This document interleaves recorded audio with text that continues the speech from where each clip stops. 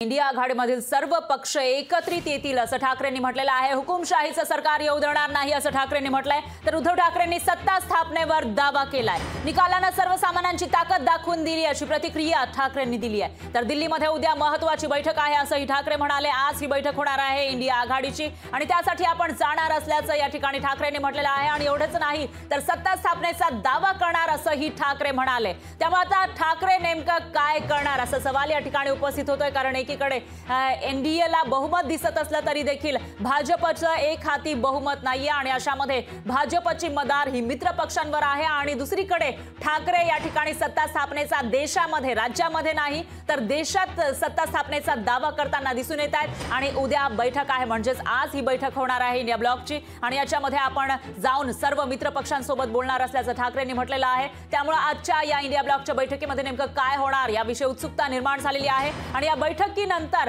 आता इंडिया आघाडी सत्ता स्थापनेची तयारी करणार का याविषयी सुद्धा उत्सुकता निर्माण झाली।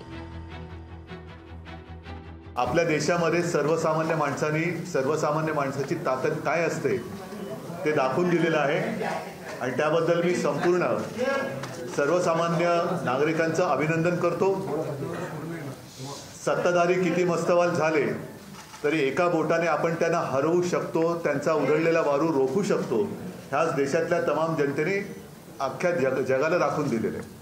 त्याच्याबद्दल मला नक्कीच अभिमान आहे आणि आनंद आहे। एकूणच ती जी वृत्ती आहे, आम्ही कोणत्याही व्यक्तीच्या विरोधात नाही, मी पहिल्या दिवसापासून सांगतोय आम्ही वृत्तीच्या विरोधात आहोत।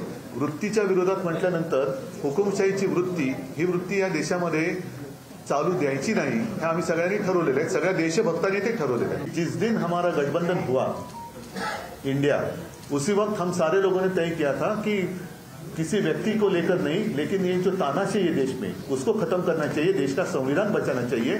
फिर चाहे सब मिलकर प्रधानमंत्री का उम्मीदवार हम तय कर सकते हैं और मुझे लगता है कि कल वो हो जाएगा। जो भी लोग इनसे त्रस्त है वो सारे लोग हमारे साथ आएंगे, सारे देशभक्त हमारे साथ आएंगे।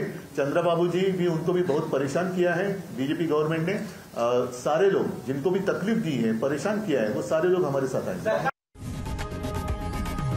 लोकशाही मराठी ऐका, पहा, जागरूक रहा।